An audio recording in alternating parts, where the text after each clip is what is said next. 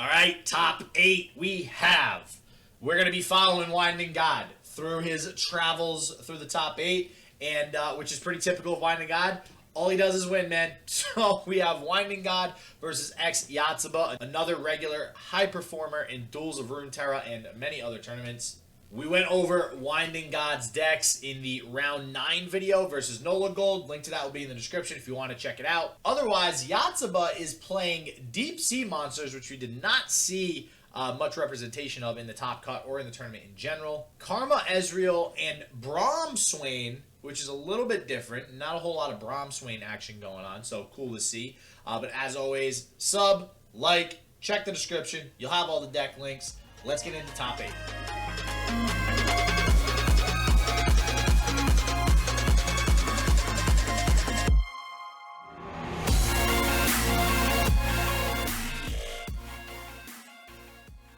And real quick, what I do want to go over is just kind of what we got going on for deck lists. If you guys don't already know, they are about to get into the game. But real quick, we have, oh god, I hope these are the right decks. But I'm pretty sure WindingGod is playing Zed Elusives, Lucian Misfortune, and Draven Darius. Does that sound right? Harrowing? That sounds about right, yeah. Okay, cool. I just want to make sure because it was funky the way it was labeled. And he is playing 3 copies of Harrowing, 1 Decisive Maneuver, so a pretty typical version that we've been seeing around. And Yotsuba is playing, again, we see this few and far between now, but we do see one deep deck. This is a deep deck, Maokai Nautilus. Very typical version. He is deciding to go with 2 Ruination. None of the Shipwreck Hoarder. None of the Shipwreck Hoarder, so that is something of note. We've seen that come in and out of play in that deck. And Ezreal Karma, one and only, the good old reliable Ezreal Karma, and Braum Swain, which I'm kind of excited to see because I just love me some Swain Leviathan action overall. So just a quick roundup of all the decks we expect to see in this next round here in the top 8. Yeah, so the deep deck is a little bit interesting. It looks like Yotsuba has actually just brought sort of what was the standard lineup in patch 1.4, or I think it was patch 1.2, where you bring your PZ Ionia, you bring your Freljord Noxus, and then you bring your Sea Monster deck because Demacia was very, very bad in the previous format. Now we've seen Scouts kind of rise back into playability with Genevieve Elmhart. But overall, you know, I do actually kind of like how Deep is poised into the meta. I think it's a deck that not a lot of people are prepared for. It is one of the worst matchups for this Riptide Rex deck that WindingGod has brought. And, you know, it has spaces to outplay a lot of decks. And the one thing that was kind of keeping it out was that Bald Eagle deck. You know, you do have the Devourer of the Depths, but it was just kind of a bait counter where, realistically, Devourer never actually gets to line up onto an Anivia in an impactful way. But with that deck completely falling out of the meta, and I think nearly totally absent from the top 16, Deep, you know, is pretty well poised into the meta. This Maokai win condition is real against a lot of these Swain decks. All right, and we are looking at, as soon as I change these match scores again, we're looking at Ezreal Karma versus that Swain deck we were just talking about. So this should be a pretty interesting matchup, more of a mid-range type deck versus a straight-up control deck. I would say generally the Karma Ezreal has the advantage in this matchup. I would wholeheartedly disagree. One of the things that so the Braum Swain deck came out really hard in that 2-deck Jamfest format, specifically as a counter to the Karma Ezreal. Because Braum, Swain, and Leviathan are such high-impact, high-health threat cards, Will of Ionia and Thermogenic Beam are really the only answers you have to them. And unlike the Mystic shots lining up in the last match that we saw onto these Mist Wraiths consistently, Thermogenic Beam is a much larger mana commitment, and eventually you're going to run out of answers for these high-health units that demand answers.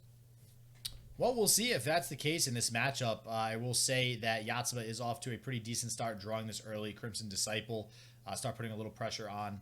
WindingGod does throw out the Chempunk Pickpocket with the Culling Strike hitting it super early.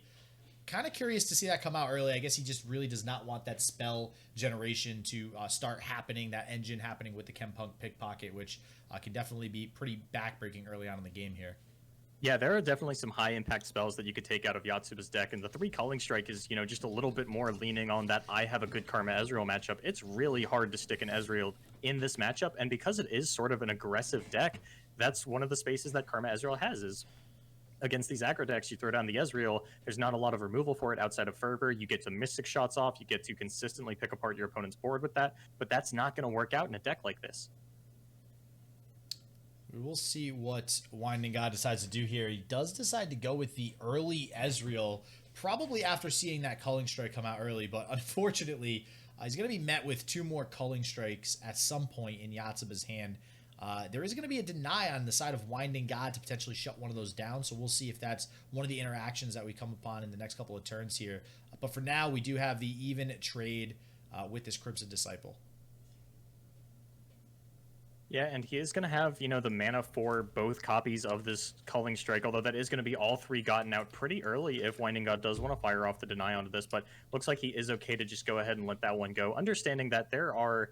Actually, let me check specifically how many deny targets there are in this deck, because I know that there's not a lot of them. Oh, that's actually a really good point. I do have the deck list up, so let me see if I can... There's not many mana-efficient ones. It's really just, you know, Culling Strike, Ravenous Flock, Death's Hand, Fervor, and then everything else is Burst Speed. Imperial Demolitionist is something, and Arachnoid Sentry are like abilities that you can do it on. But overall, you know, this deny is going to have a little bit of a hard time finding its value in this matchup.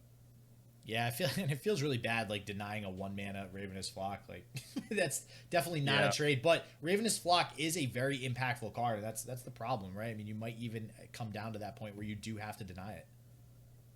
Yeah, and Winding God actually going to smell the blood in the water, so to speak, and is going to have the opportunity to get this Karma down. Winding God, I believe one of the players that's stuck with the 3 Ezreal, 3 Karma instead of, you know, swapping one of those out for a Vi. Yeah, both these players brought Ez Karma with 3 Ez and 3 Karma. Gonna see what Yotsuba decides to do here. He could Culling Strike this Chump Wump. I highly doubt that's something that he does want to kill at this point in the game. It's likely he's gonna want to save it for a more valuable target, especially being that he already played one of them. But it looks like he is gonna go ahead and Culling Strike the Chump Wump. Do you agree with this? So Winding God got down this Karma so that Yotsuba wasn't able to attack with the Swain this turn because it has barrier. This Chump Wump being frozen means that it doesn't, you know, it can't block the Fearsome Swain. So now Yotsuba can't attack this turn. But Yotsuba wants to fire off this Culling Strike so that he can set himself up for an attack on the following turn with the Swain, because Karma is likely to still be the only blocker that could come out of this. So I don't hate the play. It is aggressive. It is a decision to be made, and Yotsuba just wants to, you know, say either you're going to take this 3 damage from the Swain or you're going to lose your Karma 2 turns from now. So that might actually be indicative of possibly Yotsuba just having a good read on Winding God's hand, knowing that there really isn't any other units that are going to come down anytime soon. We do see one of the spells come out in Static Shock, getting rid of that Ice Veil Archer, and he might be kind of reading what Yotsuba's trying to do here and trying to maybe put a little bit of damage into this Swain to eventually kill it. Yeah, and it looks like Fury of the North is actually being considered here. If that is the case, I think that Yotsuba is actually just going to go for an all-out attack and say that if you want to block this Swain, you're going to take 7 from my Ice Veil Archer. And he's kind of okay having the damage pushed back onto his Swain, since the next couple of turns is just going to be throwing down multiple Leviathans. Yeah, I got to agree 100%. That seems like a really good trade for Yotsuba. Leviathan coming out on the very next turn, on turn 8, is going to be very difficult for Winding God to deal with here. As it currently stands in his hand, he doesn't have anything that will directly deal with it. He could go ahead and play this Deep Meditation, but if he does decide to play the Deep Meditation, he will be on 3 mana, which will still not really give him anything that will be able to kill that Leviathan. Did he? I think he's played... Did the Key Guardian onto the Karma come out this turn? Has he played 2 spells? Ooh, that's a good... Oh yeah, Static Shock and Key Guardian, I think then. Yeah, right. No, I don't think Key Guardian could have come out this turn, because Karma's 6 mana. So yeah, that was a 10 mana turn. He did, however, draw the Will of Ionia. So regardless of that Deep Meditation, he did end up drawing a Will of Ionia off that draw on the Static Shock. So it does look like it's probably going to get willed this turn, and that was a pretty freaking quick decision to will that right when it hits the board. That thing is going back to the hand. Seems like a decent trade. 4 mana up now on Yotsuba. Yeah, and he's not going to feel terrible about this. You know, the Karma probably does get to attack him this turn if it really wants to. You know, threaten onto that Swain. I don't think Winding God's going to go for this attack, though. I think that it's fine to just... You know, the Karma is currently getting more value inherently than the Swain is because we don't see Leviathan on board. You know, I don't think that's a trade that Winding God is necessarily going to want to make. Yeah, now we're getting into the territory where it's going to be dangerous for Yotsuba to allow this Karma to stay on the field. We only have 1 more turn until it becomes Enlightened. And to be honest, drawing that retreat now, too, I mean, there's not much, and having a deny in hand, there's not much that Yotsuba could do anyways to remove this Karma. And, you know, he does have this Noxian Fervor that he top deck, which may actually just bait him into trying to use it to remove the Karma. I highly doubt he'll do that. But even if he does, Winding God has pretty much an answer to just about everything. Yeah, hand space is actually going to start to be sort of a problem for Winding God here, as he does have to fire off this deep meditation in order to actually find an answer for Leviathan. And typically you can allow one Leviathan to come down and it's not that big a deal, but because Yotsuba has two, if you stumble getting one of these off the board and the second one comes down, the only answer available to you in your entire deck is two Will of Ionia or a Will of Ionia and a Thermogenic Beam. And with Winding God not having either of those cards available to him just yet, it could be a while before he's actually able to clean these up off the board. And 6 damage a turn is a lot. Wow, and he goes with the Arachnoid Sentry to stun the Karma. And I do think this is being done specifically to probably pass priority back over to Winding God. We'll see if that's the case here and what other answers he might have. This would be very interesting to see the deny come out from Winding God on that, unless he just wanted to put that out there to maybe mess with Yotsuba a little bit. But wow, so he is actually going to deny the stun on the Karma, knowing that he doesn't have any other units to block this potential Swain attack. Yeah, and this is pretty heads up by Winding God. You know, he understands that this Karma is a little unlikely to live through the turn. He might actually even fire off the retreat onto it if he kind of gets his way. We could see that snuffed out by a Noxian Fervor, or at least, you know, unable to replay the Karma after it does go back to the hand. But overall, I kind of like Yotsuba's position, but Winding God does still have just sort of a lot of draw in his hand, so we don't know what this Deep Meditation is going to turn into. We don't know what the Karma's Inside of Ages is going to turn into. It looks like Yotsuba is actually going to play this one a little bit greedy and go for the Fervor in response to the deny. And he may get rewarded with it, being able to get the attack through with the Swain. But we do see the Mystic Shot in response. This Karma is going to die. It looks like Winding God is also not opting to save his Karma.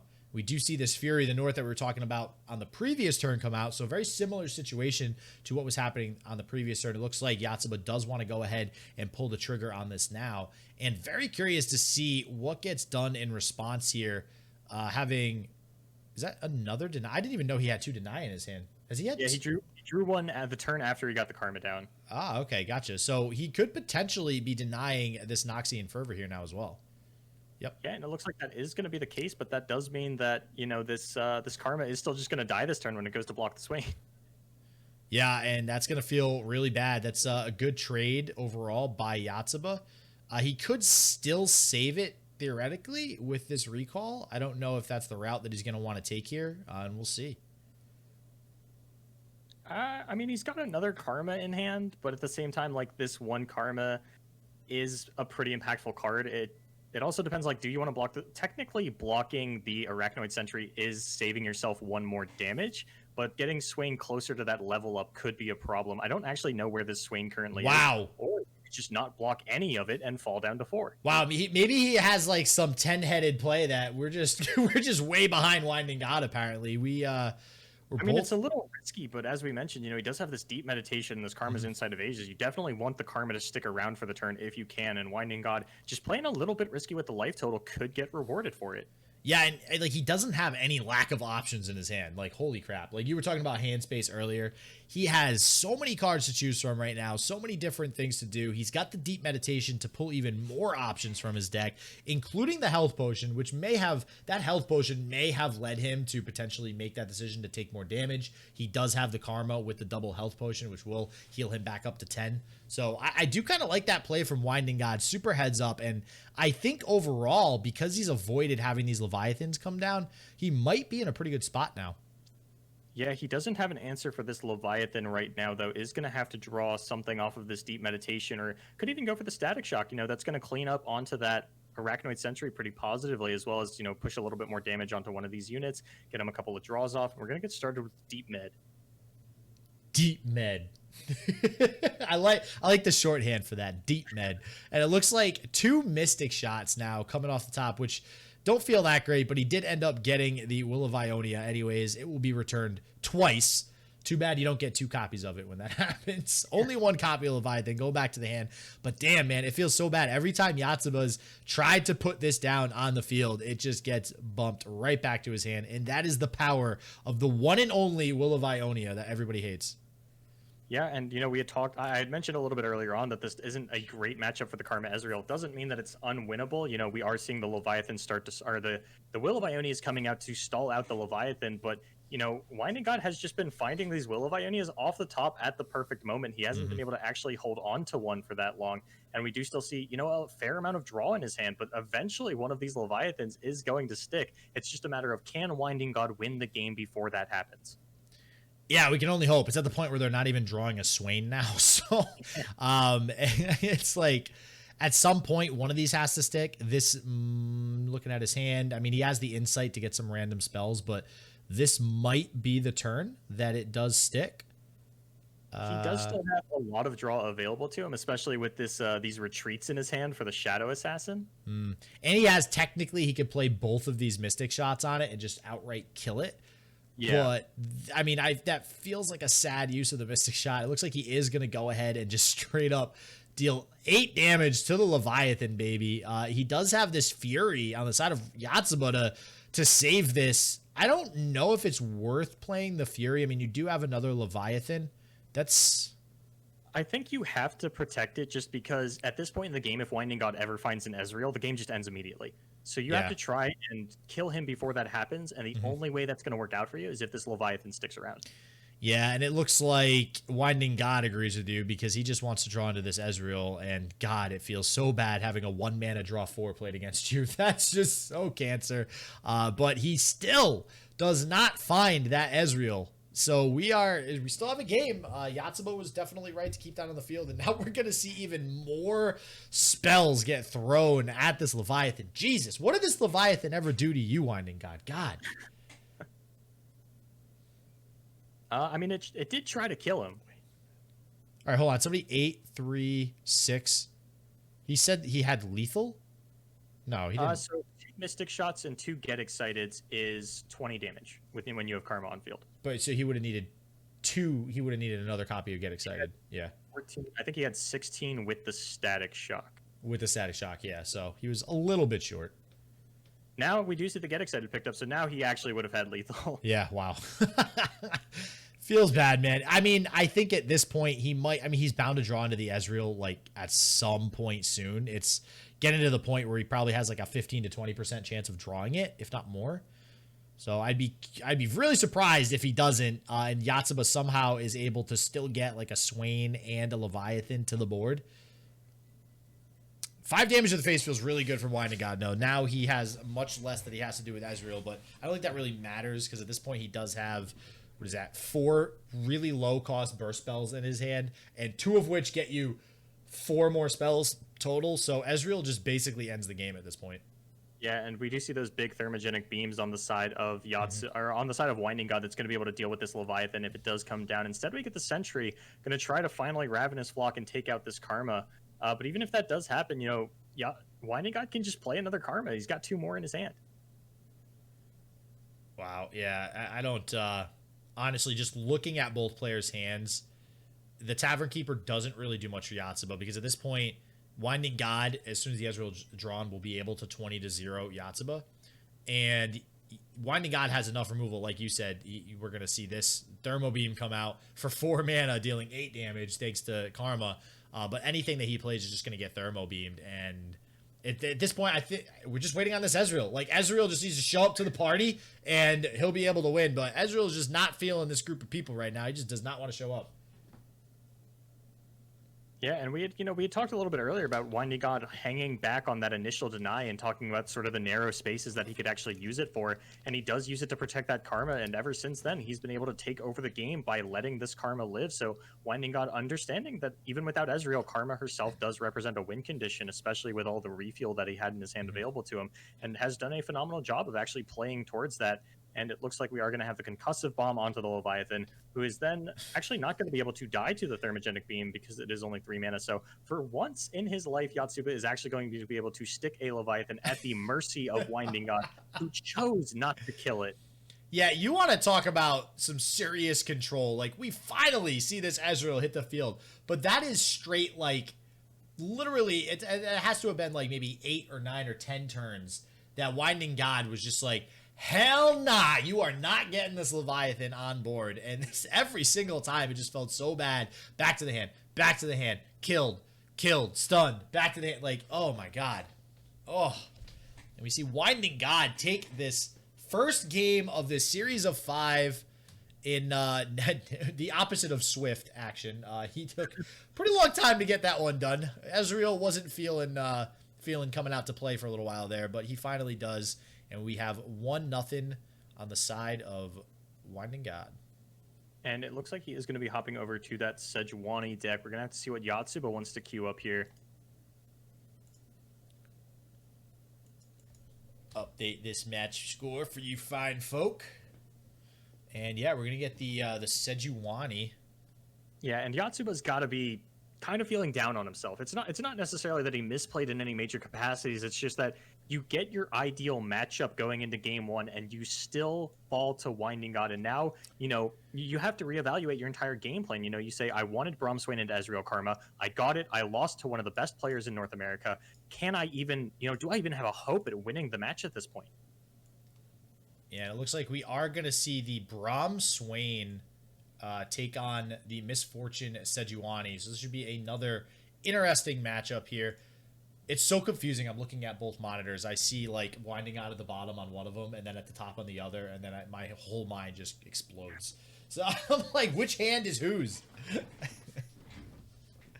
Eventually we're going to get to a point where like there are so many tournaments going on that we're going to have like that matrix wall of TV set up, and we're just like constantly checking other screens to see who's playing what. It's gonna be a fun one. It's gonna all be without spectators. It's gonna be, oh, of course not, dude. We got this on our own. It's gonna be like NFL Red Zone for freaking Legends of Runeterra. We're gonna go, and now over to WindingGod, and now over to Yotsuba. And now to the weather. That's right. In xYotsuba land, WindingGod is raining on his parade, sort of taking out one of his earlier on decks, and now we're actually going to see this matchup. The Jagged Butcher come down on 1. Yotsuba, he could Frostbite this, could, try to push through a little bit of damage here early on in the game. There's no removal, absolutely no removal coming out of WindingGod. We do only see the warning shots and the Fury of the North, so you don't have to worry about something like those Make It Rains coming down onto your 1 health units. But, I mean, this doesn't look like a super enticing Iceveil Archer. But we saw Nola Gold run into a problem where you die with all these defensive cards in your hand. Do you have to consider playing them a little more proactively? And we do see a pretty aggressive start, too, to WindingGod. He has the 2 early Riptide Rexes, so that will either hurt him or help him, depending on what he draws into in the next couple of turns here. If he keeps drawing some high-cost cards like that, it might not be too good for him. But we do see Yotsuba, like you said, this Iceveil Archer doesn't feel the greatest, but it does look like he is deciding to go ahead and play it. And it looks like he does actually have 2 copies of Iceveil in his hand right now. Yeah, and we see that Misfortune out of Yotsuba, but we also have that that pivotal Calling Strike out of Yotsuba, who, maybe he's going to save this second Iceveil Archer for the combo with this Calling Strike to be able to take out something like a Sejuani or a Riptide Rex. And WindingGod, once this MF comes down, he's going to have to take a few turns off unless he can find, and here we see the perfect curve drawing the Island Navigator. And that's what I was talking about. He either was going to draw poorly or draw good, and he decided to go with the latter. He didn't really decide that, but the heart of the cards was on his side for today. And yeah, that's going to feel real good coming down on turn 4, probably into a Sejuani coming up in the next couple of turns as well. So this is definitely looking good on the side of WindingGod. Oh, and talk about curving out, as you just said. We also have another, oh Jesus, I always forget the name of this one. Razor Scale Hunter. Razor Scale Hunter. Thank you. You got me back. And it looks like Yotsuba actually going to take the pass over to WindingGod, which is something that we see a lot when the attack turn player opens up by playing a challenger unit. But now we're going to have vulnerable onto this Braum. We're going to see the Iceveil Archer come down. Yotsuba might actually reconsider this and instead go for something like a Fury of the North onto the Braum when something comes to challenge it out. But instead going to go for the Arachnoid Sentry, saying you don't get to attack with this here Razor Scale Hunter this turn. Anytime you can get, it's basically the Bilgewater Genevieve Elmheart. Having a scout with Challenger and a scout that gives something vulnerable, it's basically the same thing in most scenarios. You get down trade onto something, up trade onto something else, feel pretty good about it. And that basically makes this an 8/8 for terms of killing units. Yeah, and that Flock comes out, pretty much shuts down WindingGod's turn as far as any attacks are concerned. And Yotsuba's going to have a very good attack turn here. Sejuani might be able to shut something down depending on what comes down. He may or may not play this Swain here, especially considering the Jagged Butcher being the only thing on the field. But he does decide to go with the open attack, knowing that, yeah, WindingGod probably has a Sejuani. If your opponent has 6 mana, they probably get a Sejuani. Yeah, especially if Yotsuba has been hand tracking, then you'll notice that a lot of these on-curve cards have been coming out of the Yeah. top decks of WindingGod. So, you're looking at those cards to the right, you're pretty sure he's got at least a Riptide Rex at this point. You do have to be cognizant of the potential for a Sejuani to come out, or even a Fury of the North to, sort of protect this Butcher from the Braum. You need to be able to leave open your own Fury mana. And the Swain does come down after the fact, saving itself from that Sejuani on this turn, but it is still going to get tagged with that vulnerable from the Hired Gun. And honestly, Hired Gun, super good card. I feel like it was super underestimated when it first came out, but this card has done consistent work in almost any Bilgewater deck that we've seen all tournament and throughout all the other tournaments as well. Yeah, it's definitely been a big part in the success of some of these Bilgewater decks. We actually see it sometimes, not today, I don't think, in deep decks. I don't think Yotsuba electing not to run the Hired Gun, but it is sort of an adaptation that I like against some of these aggro decks, especially in deep when you have like that Dead Bloom Wanderer to be able to take out Disciples and just get that lifesteal off. It always feels really good. But overall, I'm a big fan of Hired Gun. Speaking of deep, I actually am very excited to see the deep matchup, which I would have not said that like a month or 2 months ago. I would have been like, I'm sick of deep. Like, screw this deck. We're kind of tired of deep and Frostbite control. It's like imagine Bannerman 3 months ago. That's what deep was like a month ago. And but now we don't really see deep much, so I'm actually curious to see deep in any one of these matchups really. Yeah, and we can talk about the adaptations that Yotsuba has brought out in that deck a little bit later. Here we see the Iceveil Archer to counter the Sejuani, but without the Culling Strike, he's not going to be able to actually kill her. She's just going to kind of take a turn off for the time being. Put a little bit of damage here into the Swain. Probably set it up for a future turn to get killed by something on the side of WindingGod. But he is going to go ahead and play the Fury of the North here, which will basically prevent that damage. Also go ahead and trade with the Island Navigator. There is still a scout unit on the field, but we also don't see any misfortune as of yet. Yeah, and that's a pretty weak scout on the side of WindingGod. That dies to every unit that Yotsuba has available to them. Even dies to the Death's Hand. And now Yotsuba has a pretty good attack turn available to him. Looks like he might sacrifice the Braum. Could play the Fury of the North onto this, a little bit later, just to kind of, buff that one up. But WindingGod doesn't have the Warning Shot available to him to turn on the Riptide Rex this turn. So these are going to have to sort of organically come out over the next couple of turns while just pushing damage with something like the Sejuani. And I think these Rexes are going to be a little bit too hard for WindingGod to actually get off, but Yotsuba doesn't have a Leviathan to sort of start proactively winning the game. Is going to have to clean up the board of WindingGod here and see where he can kind of go from there. He's going to go ahead and set up these blocks. Poor Plucky Poro. Tough isn't going to save him here. We saw Plucky Poro do work in some other Poro decks previously.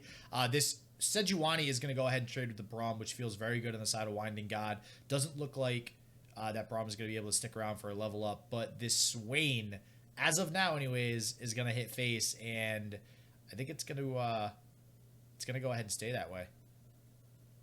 Yeah, down to 7 life doesn't feel great. This is a deck that has a fair amount of burn damage available to it, between the Leviathans that you don't have a great answer for, the Death's Hand, the Noxian Fervors. And yeah, with so much of the board for surviving for Yotsuba, it's really going to come down to the fact of, like, do I want to, use my... No, hold on.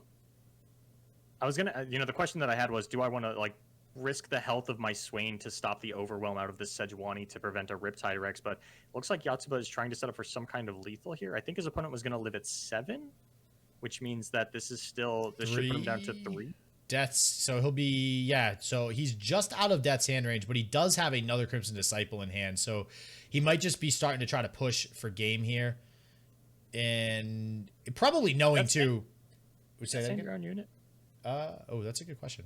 Because if he's just lethal, I think you actually can Death's Hand your own unit. Yeah, that would be lethal if that's the case. Then, can you? Chat, what do you got? Let's anybody want to vote on that? Hold on, I'm gonna look this up too. Deal to an enemy. Oh god, it's just like the Black Spear we were talking about before too. We used to be able to. Okay, well, no go on that. So, but I do still think he has enough pressure to be able to push through that additional 1 damage that he needs, especially with this Swain on field. But I don't know, it might be risky though, because we know that another Riptide is probably. All right, well, never mind. He can't play the Riptides anyways. Yeah, so the way that Yotsuba was circling that Death's Hand, I'm actually curious to know if he thought he could Death's Hand on here. Yeah. But it doesn't matter because he top decked Imperial Demolition. And you know what's cool too about the situation that he has put Winding God in, right? Is these Crimson Disciples being on field basically prevent him from even playing the Riptide Rex with him now being at 3. And that might have actually been the consideration for him to go ahead and put his opponent that low at that Fury of the North. But we'll see here that is going to go ahead and be game. And we have a game, ladies and gentlemen. This is going to go 1-1. Yotsuba picking up a win here versus Winding God.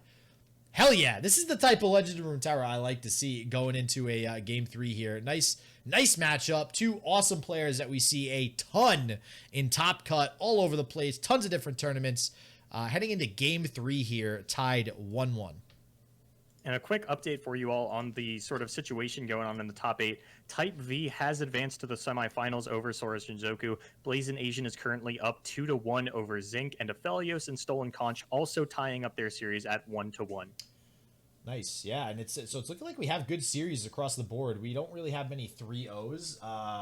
The only 3-0s we've had so far was Nola Gold losing to Stolen Conch, Real Key losing to Aphelios, and Booze Sauce losing to Blazing Asian. We actually never got to see him play either, which is kind of disappointing. That's the nature of the game. We do see the deep deck come out of Yotsuba, and this actually, what he's going to keep in his opening hand is a card that I wanted to talk about, and that is the main decked Riptide.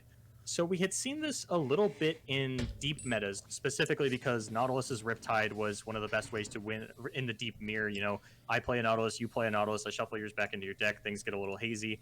Whoever fired that off first usually lost if you both had Riptide because the second player's only stuns. But, you know, having those extra copies of it, it was just a really good spell. But now, I think this is, especially with the Harrowing Darius coming out, this is the first sort of meta where you're going to be okay just having a 4-mana stun a unit in your deck.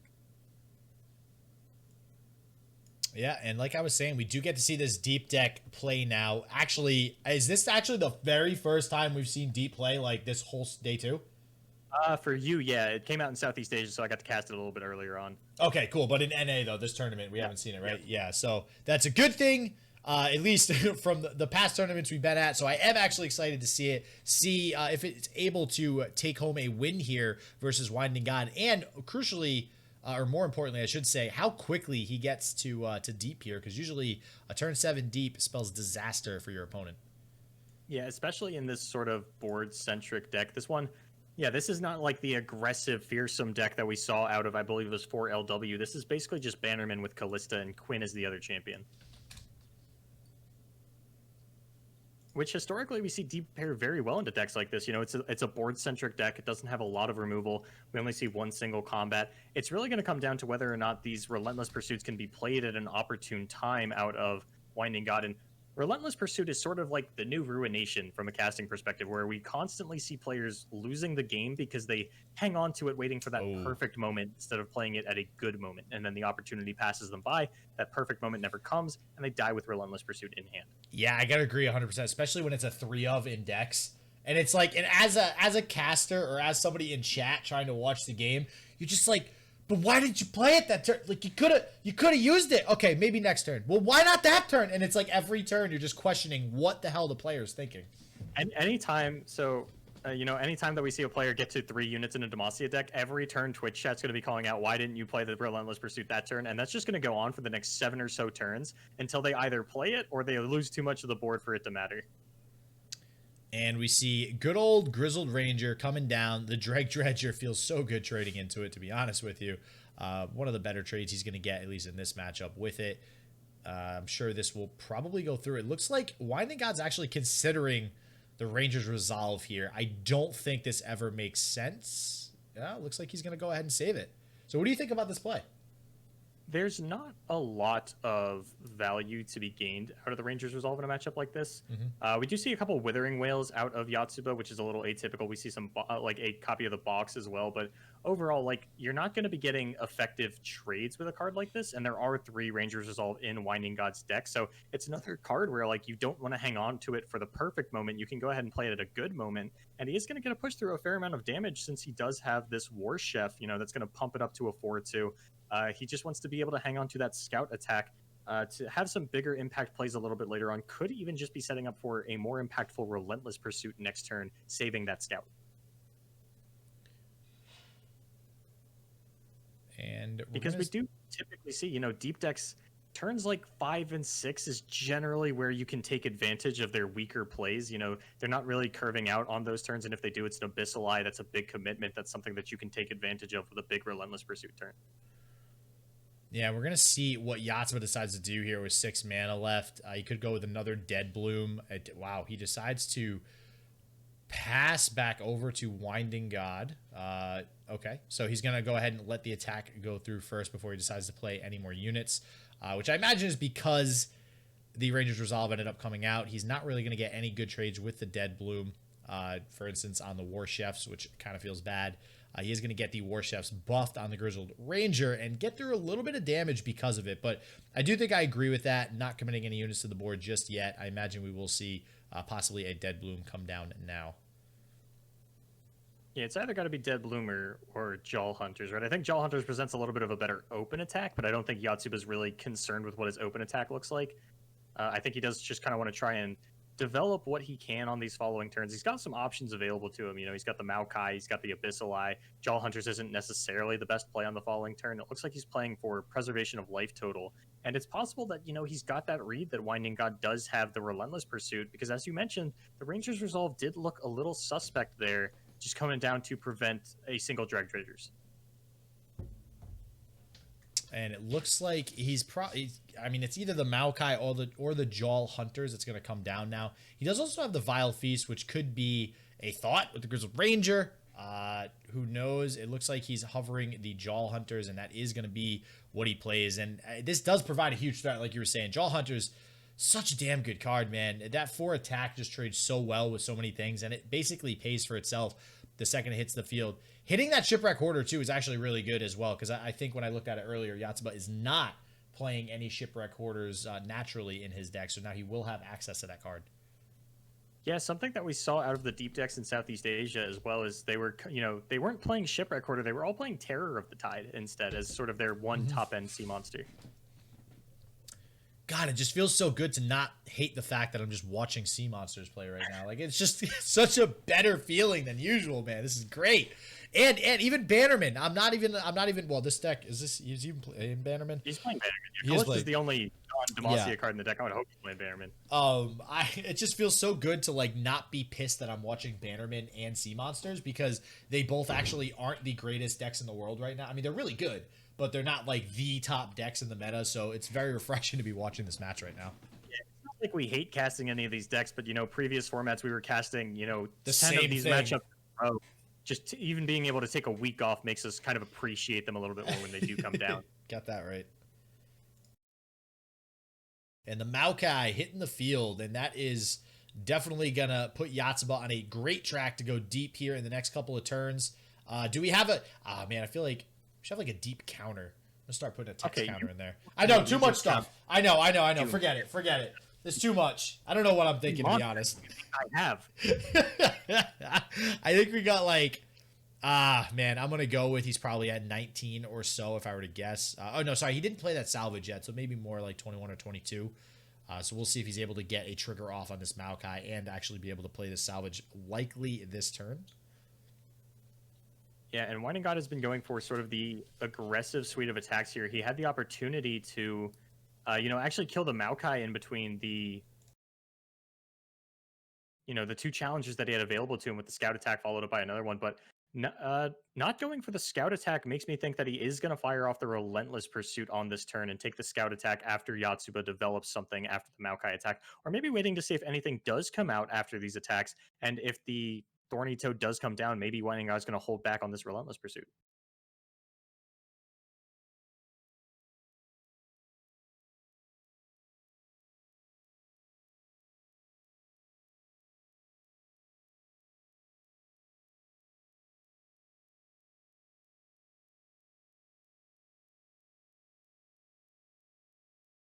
Yeah, and he's pushing through a fair amount of damage. You know, we see Yotsuba down to 10 already. The Thorny Toad is going to come out, and this might dissuade the Relentless Pursuit out of WindingGod. I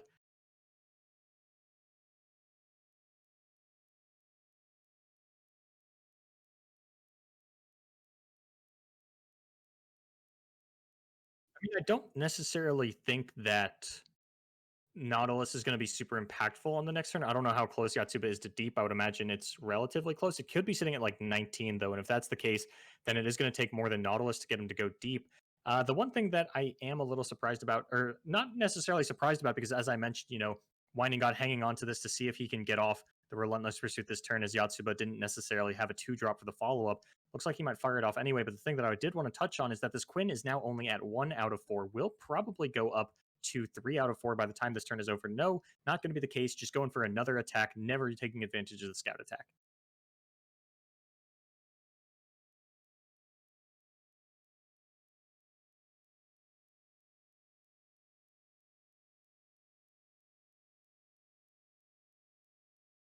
I guess he just didn't want to take push the damage onto the Thorny Toad and then have that actually die as a blocker. Just pushing through a little bit more damage this way. Although, like, these 2 Concerted Strikes in hand aren't going to be doing anything if the Nautilus comes down, and now his Challenger is gone, which means he can't just pull that to the side a little bit later on. This is probably arguably about as good as one of your Relentless Pursuits is going to get. Yeah. It is just, it doesn't feel great. And it's, I do like to see Winding God fire it off rather than die with this in hand or wait for that perfect moment. He was kind of set up to lose a lot of his board, so maybe that's why he did it, understanding that, with all these 1 health units that I'm attacking into, a Withering Will would decimate me here. This is my best opportunity to play the card.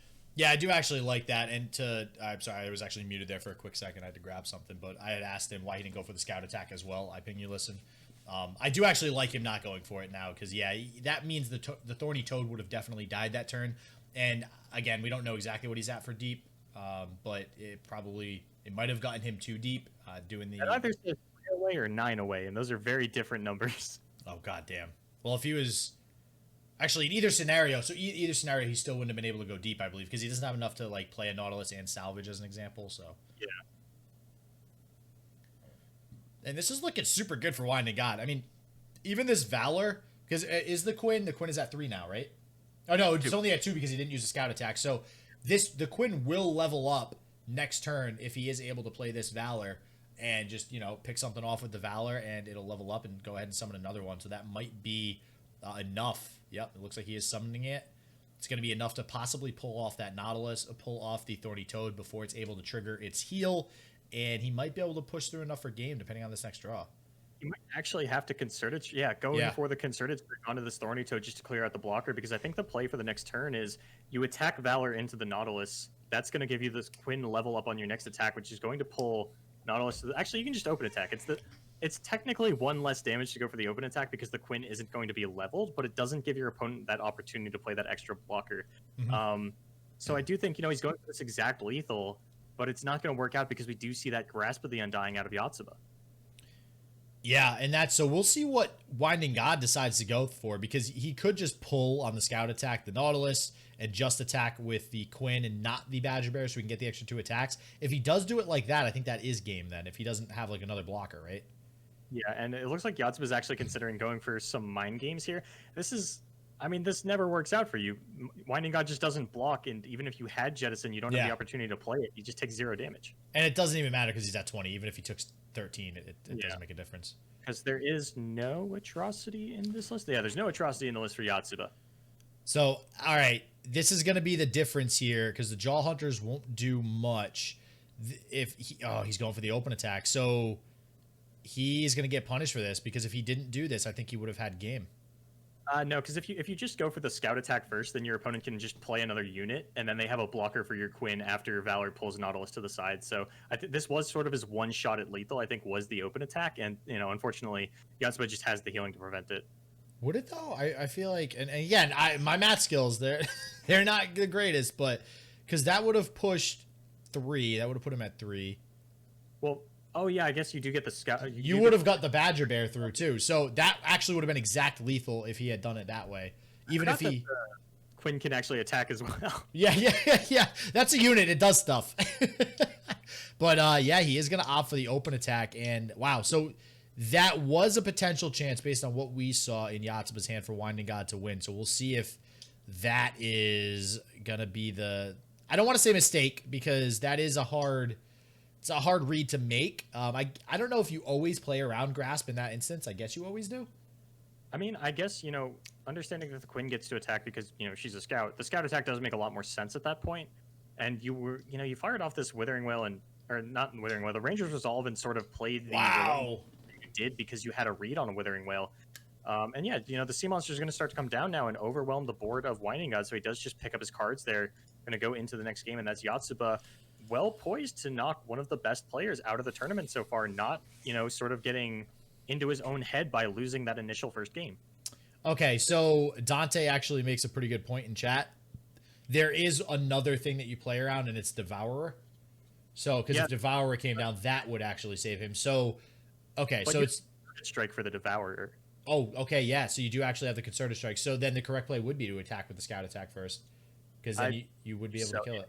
It's really weird. I mean, WindingGod had so many opportunities to go for Scout attacks that game, and it looks like it actually did just end up playing against him because, if he had one more attack phase that he, didn't use earlier between the Relentless Pursuit turn and the, he just didn't take any Scout attacks the turn he Relentless Pursuited, and that actually ended up costing him the game because his Quinn was just one off of leveling. If he had gone for the Scout attack, with a leveled Quinn on that turn, which would have been available to him if he had done a previous Scout attack, it would have just changed the course of the game. That's one of those things where it's like, it's interesting to go back and look at it in like a VOD review scenario, but when you're actually casting, it was a little bit too long ago to kind of harp on and play out the rest of the game in our heads. Yeah.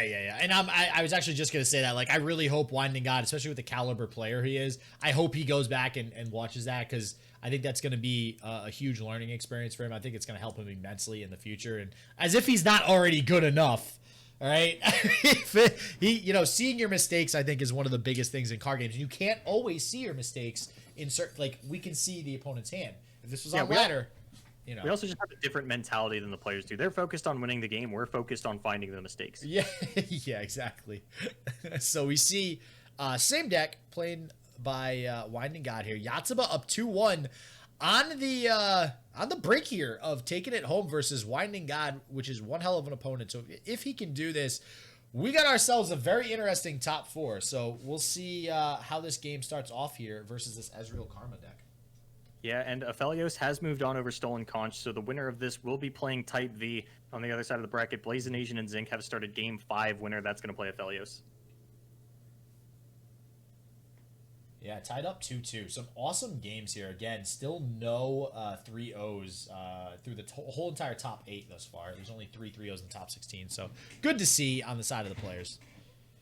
So one thing critically that Yotsuba does have here that a couple of Ezreal Karma players will still play as a one-of that not everybody does is this Yone Wind Chaser.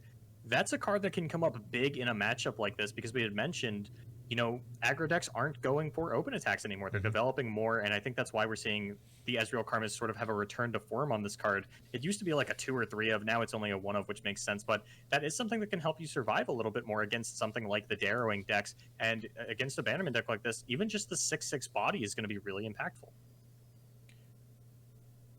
Yeah, and here we start to see honestly, there's a lot of options on the side of Yotsuba to stave off any aggression that WindingGod's going to have. So I really do think that Yotsuba, he's definitely set up for success here. He has the removal with the Mystic Shot. He has the removal with Gotcha. He has the stall with the stun in hand, as well as even the Ezreal, if he really wants to risk playing it. It'll probably get single combated or something if he wanted to try to go for some elusive attacks. But and on top of that, he even has the Deep Meditation to recoup his hand after he uses some of this removal. So 2 Deep Meditation. So I don't know, Yotsuba I think is in a pretty good spot here. Yeah, and it looks like the Concussive Palm now going to come down to make sure that he gets to actually protect this Eye of the Dragon, but still hasn't been able to fire off 2 spells in the same turn to actually get that Dragonling out. But this does give him a blocker for the Cytheria, or he could even throw the block onto the Quinn if he really wants to in order to finish that up with a Gotcha later, or even an Ezreal's Mystic Shot on the following turn. Wow, so many options, Yotsuba. That's what he's. All right, Yotsuba, chill out, bro. Chill out. All right, we get it. You got a lot of cards in your hand. We'll see what he decides to play here. With the attack token on WindingGod's side and the Scout attack, I imagine he's probably considering the stun on Quinn. It looks like he decides to do the stun on the Challenger unit to prioritize saving that Eye of the Dragon. So we'll see if that pays off for him here, as WindingGod does still have the single combat if he really wanted to get rid of it. Yeah, and it looks like he does. You know, that's a pretty good play. It is going to actually prevent the 3-2, which is critical in a matchup like this. And Yotsuba's got to be frustrated to see that one come out. We saw him, you know, playing with his hand a little bit, probably not loving the cards that he's available to him. And now it's going to feel even worse as he doesn't get this 3-2. That is just going to be 8 damage pushed through by WindingGod. Yeah, that is going to feel pretty bad here. And hopefully he can draw. Yotsuba's going to need some sort of unit to really have this hand pay off for him here with these 2 deep meditations. Isn't able to get multiple spells off to get them discounted right now either, which feels a little bit bad.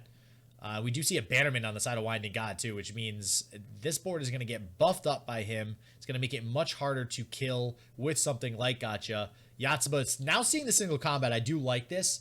He's going to go ahead and get the Ezreal out there, which is going to get him more removal. And crucially, this means he can play 2 spells. He can play Gotcha and Mystic Shot to remove a lot of what WindingGod has going on the board. This Claws of the Dragon is a huge pickup, will also come down. And next turn, we're going to see possibly 2 deep meditations, definitely 1. This is a pretty huge turn for Yotsuba, I think. Oh, and this is a little scary. He is going to go to take out the Quinn with the Gotcha and the Mystic Shot sort of together.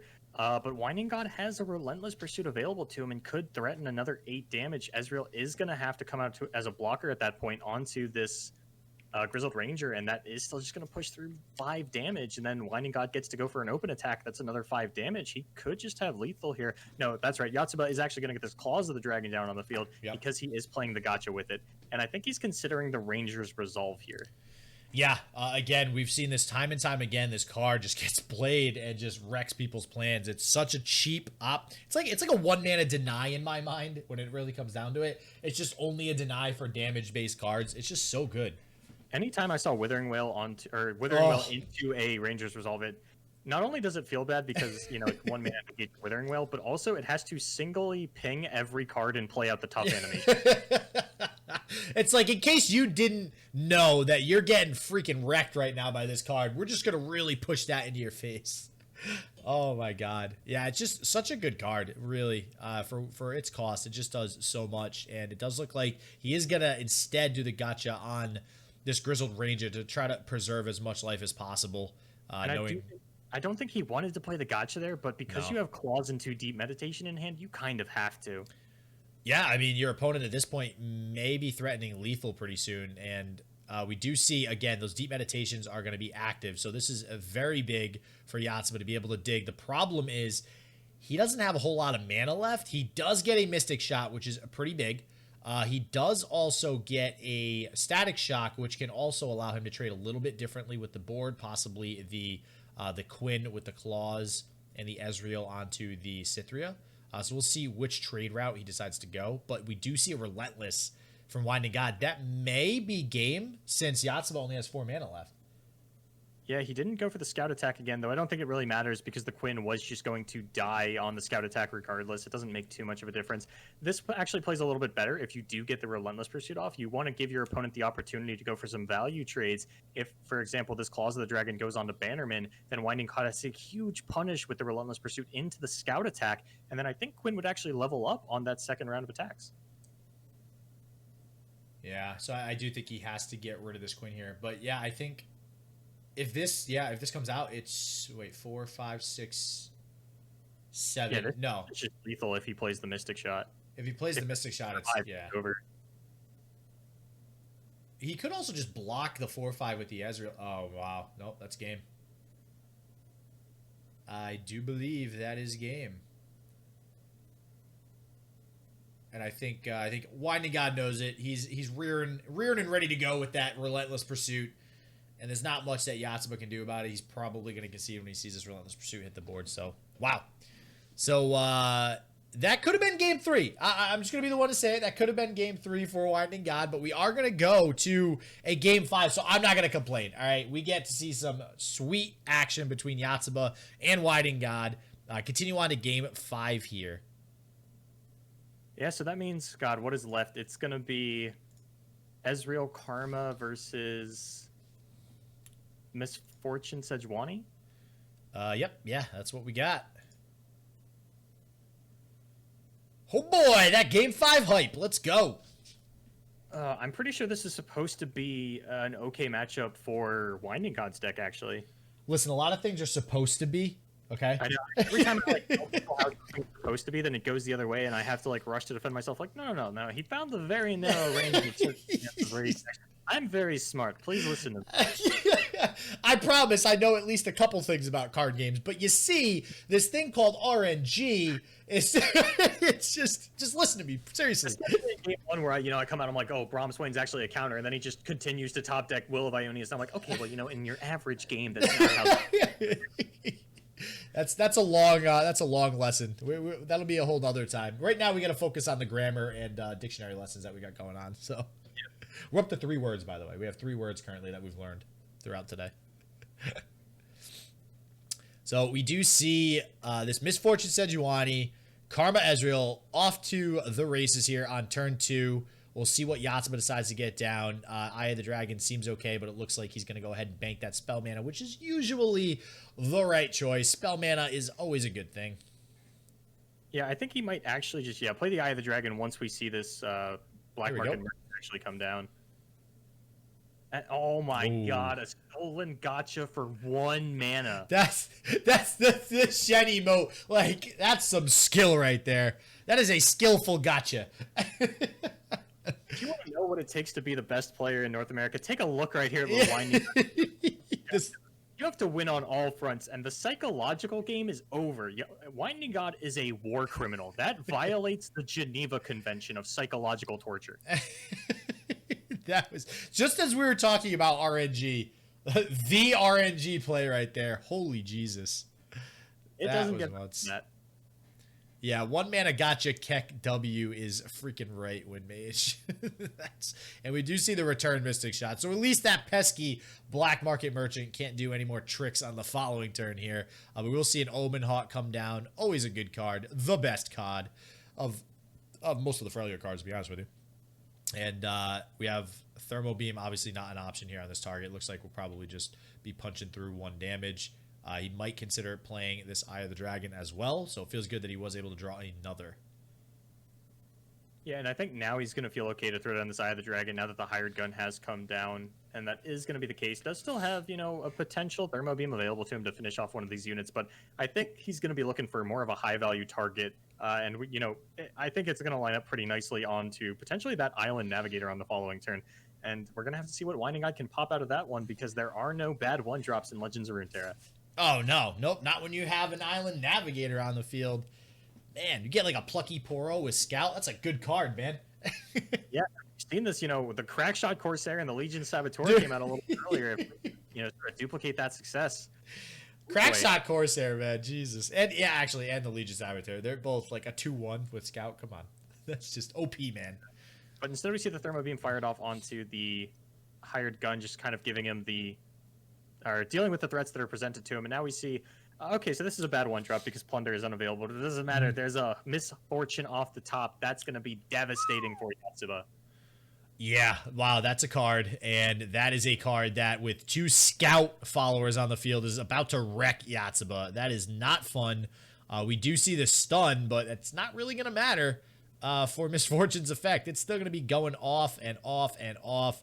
And we might even see the very rare, in the wild, it's super rare to see a leveled Misfortune. And we may be at that point in this game. God, I hope not. That would suck for him, man. I would just feel bad. Yeah, leveled Misfortune. Definitely a hard thing to accomplish in this game, but once you do, you feel pretty damn good about it. And having Scouts on the field is one way to get there pretty quick. It looks like Yotsuba was trying to go for the big brain play. He's like, okay, if I block onto this Poro, my Chump Bomb survives with 1 HP, and then I can block onto the Island Navigator. But last second remembers that Misfortune's ability will still go off on the second round of combat, and Chump Bomb will actually not be able to block it. Oh, man, the math in this game, it's mind-blowing. Mind-blowingly difficult math in Legends of Runeterra, folks.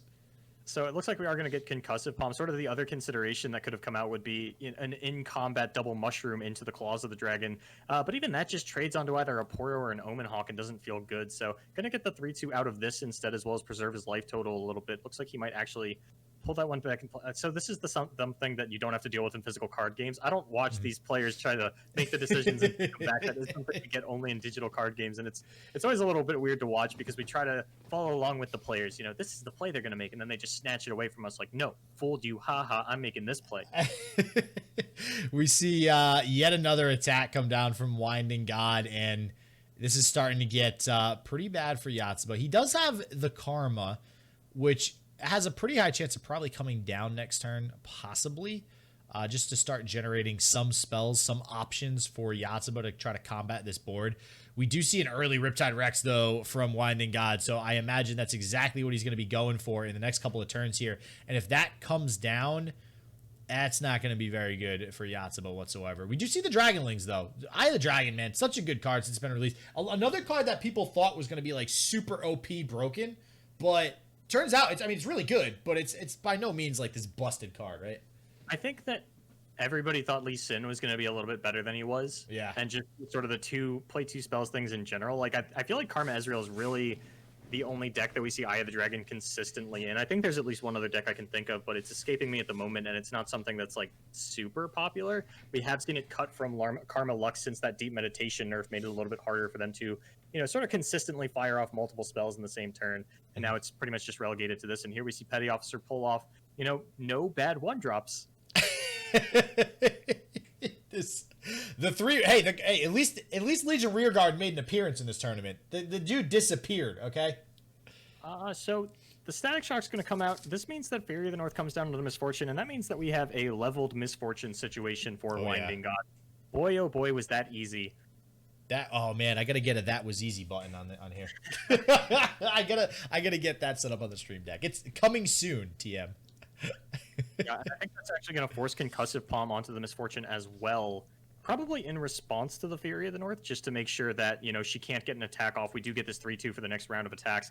And Yotsuba, I think this is the second time that GG Shen's been fired off this game specifically. And, we saw WindingGod at a deficit, and strangely enough, Yotsuba unable to pick up a win with this Karma Ezreal of all things. Yeah, it's weird too. We've seen a ton of Karma Ezreal decks today, whereas yesterday we didn't see any, but that was because it was banned in that tournament.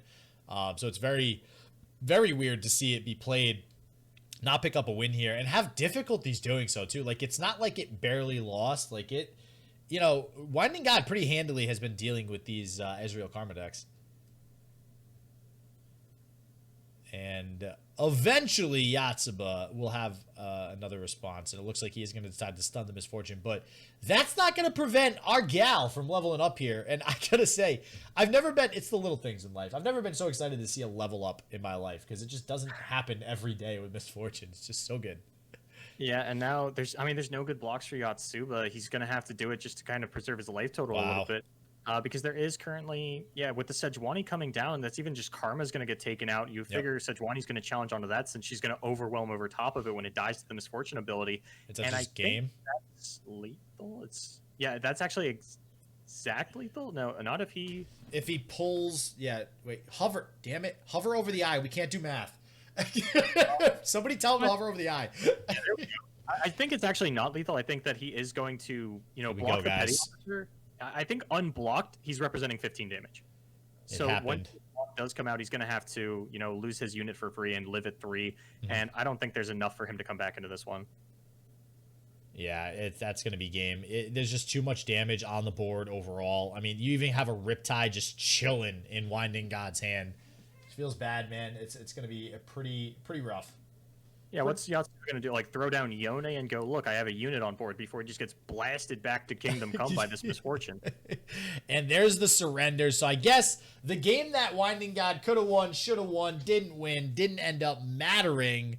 And now we see a 5-game series with WindingGod getting the better of that there. And wow, that was pretty sick gameplay, not going to lie. What are your thoughts on that game, man? The WindingGod just doing what he does best. All I do is win. Yeah, Yotsuba's definitely got to be sort of kicking himself. You lose that game 1 on a favored matchup. You go, okay, it's fine. I can take the mental reset. Picks up 2 games against WindingGod. But then when you have perceivably the best deck in the format at your disposal and you can't pick up a win here, that's really got to take a hit at your mental. And we saw Yotsuba potentially displaying a little bit of frustration there at the end of these games, just hovering over his hand multiple times. Not really like found in them and things like that. And now we are going to have WindingGod moving on against Type V. On the other side of the bracket, we do have Aphelios versus Zinc. Top 8 down, top 4 is coming up next. Don't forget to tune in when that video goes live. As always, stay healthy, stay positive. I hope shit just works for you. Peace out.